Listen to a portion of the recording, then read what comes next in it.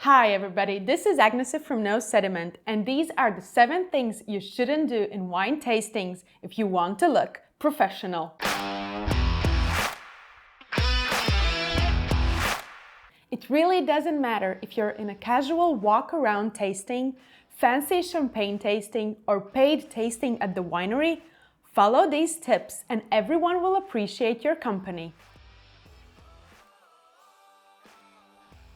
Do not use fragrance.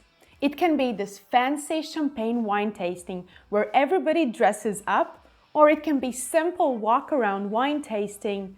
Do not use fragrance. Not only it is very unprofessional, it is also straight down rude. Even the lightest fragrance you use will overpower the delicate aromas of wine. If you no longer feel the aroma of your fragrance, it doesn't mean that other people do not as well. So go naked, wear the perfume of yourself. Do not hold the wine glass by its bowl, instead hold it by its stem. There are 2 reasons why, really. First, if you hold your glass by its bowl, you will warm up the wine. And trust me, no one wants to drink wine at your body temperature, which is roughly around 36.5 Celsius. Secondly, your finger and body oils will make the glass visually anesthetic with time. Whether it is a lip gloss you are correcting with the tip of your fingers, or you just grab the last piece of cheese slice, next time you take a sip of that wine, it will leave a mark. No one cares if you're home alone sipping your 3rd glass of wine, but if you're not, it's something to consider. Do not drink all the wine. Instead, spit most of it out. I know there are some tastings where you simply do not want to spit the wine out, but if you want to stay fresh, spit.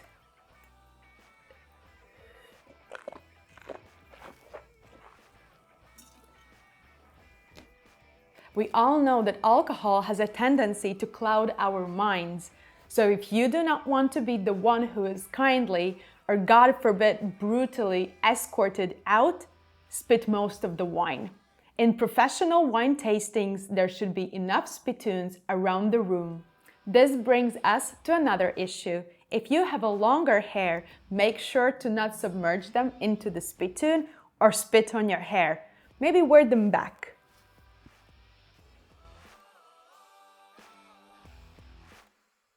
Do not block the spittoons.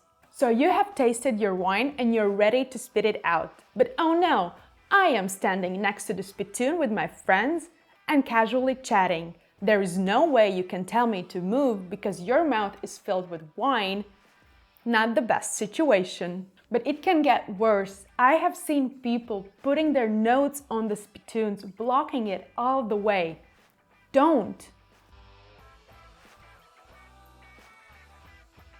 Don't drink coffee or chew gum between wines. If you want to take a break but plan to continue your wine tasting later, I would suggest to stick with water. Both coffee and chewing gum might ruin your sensory experience. Our nose also tends to get tired after a while, so it is perfectly normal to take a break. But contrary to the popular belief, we shouldn't smell the coffee beans to restore our senses. Instead, we should smell the water and drink plenty of water. Do not force yourself to drink until the glass is empty. It is perfectly fine to not finish your wine glass. In most of the wine tastings, you will be offered a portion of wine that will be sufficient to taste and understand it. If you don't finish that, or you do not want to, it is perfectly fine to dump that wine in the spittoon, given it's not blocked. However, it is considered to be rude to ask to fill full glass. It is a wine tasting after all, not a restaurant. If you feel that you need to revisit a wine that you have already tasted, it is okay. Just politely ask so. Don't be a wise ass. You might know a lot about wine and you want to show it off, but most of the people who have come to the wine tasting are looking forward hearing from the winemaker, representative of the winery, or whoever is organizing the wine tasting. While some of your comments might be interesting or useful, make sure you do not burden or irritate others with them. As one of my friends have said, stay sexy and humble. One thing is to look professional in the wine tastings, completely different thing is actually to enjoy the wine tasting. So be sure to check my other videos on practical aspects on wine tasting, such as appearance, aroma, and flavor. I will link them below.